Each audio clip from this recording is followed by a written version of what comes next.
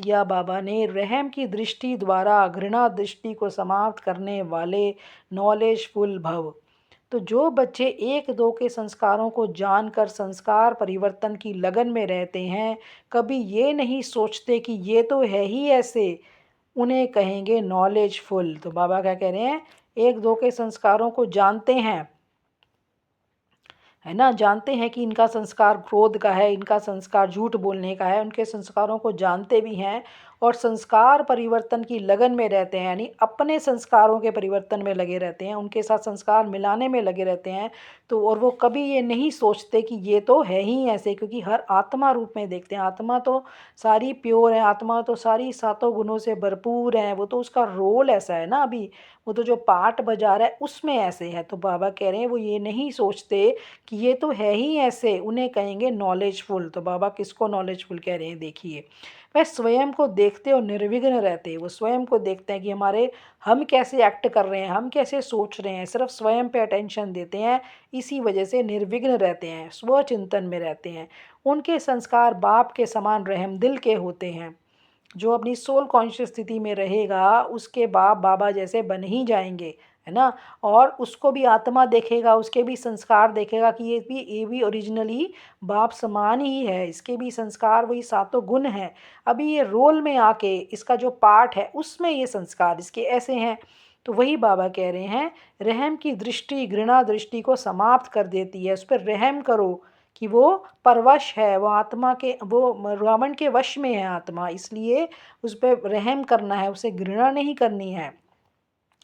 ऐसे रहमदिल बच्चे कभी आपस में खिट खिट नहीं करेंगे, क्योंकि जब उन्होंने पहले ही अपने मन को समझा लिया कि ये कुछ भी ऐसा नहीं है जो मैं सोचती हूँ, ये रहम करेंगे उस पर, तो बाबा ने कहा कभी भी वो खिट नहीं करेंगे, वे सपूत बनकर सबूत देते हैं।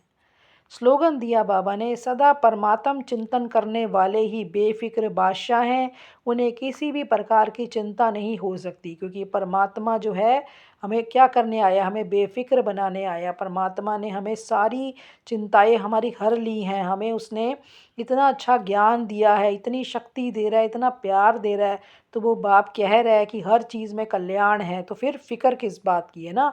इसलिए बाबा कह रहे हैं वो चिंता नहीं कर सकते जो परमात्म चिंतन में रहते हैं। व्यक्त इशारा बोला, एकता और विश्वास की विशेषता द्वारा सफलता संपन्न बनो। स्व उन्नति और सेवा की उन्नति दोनों में एक ने कहा, दूसरे ने हाँ जी किया, है ना। स्व की उन्नति के लिए और सेवा की उन्नति के लिए एक दूसरे से संगठन में प्यार से रहना है, कि एक ने कहा और दूसरे ने मानी।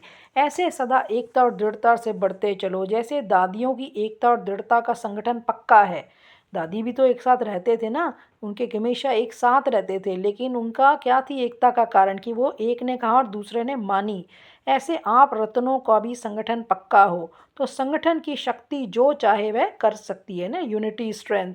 संगठन की निशानी का यादगार है पांच पांडव। पांच पांडव कैसे एक साथ जुड़ के रहे, और तब भी 100 कौरव भी उनको नहीं हरा सके, क्योंकि 100 कौरव संगठन में नहीं थे, अलग अलग थे, है ना। तो यही बात है, जैसे वो एक कहानी है ना, कि लकड़ियाँ अलग अलग लकड़ियाँ होंगी तो आसानी से टूट जाएंगी, लेकिन जुट अगर लकड़ियों का ग्रुप बनाया जाएगा, इकट्ठी लकड़ियाँ बनाई जाएंगी, तो उनको कोई तोड़ नहीं सकता। ऐसे ही बाबा ने कहा, संगठन की निशानी का यादगार है पांच पांडव, और संगठन पक्का होगा तो जो भी चाहे कर सकता है। तो ये थी आज की मुरली। ओम शांति।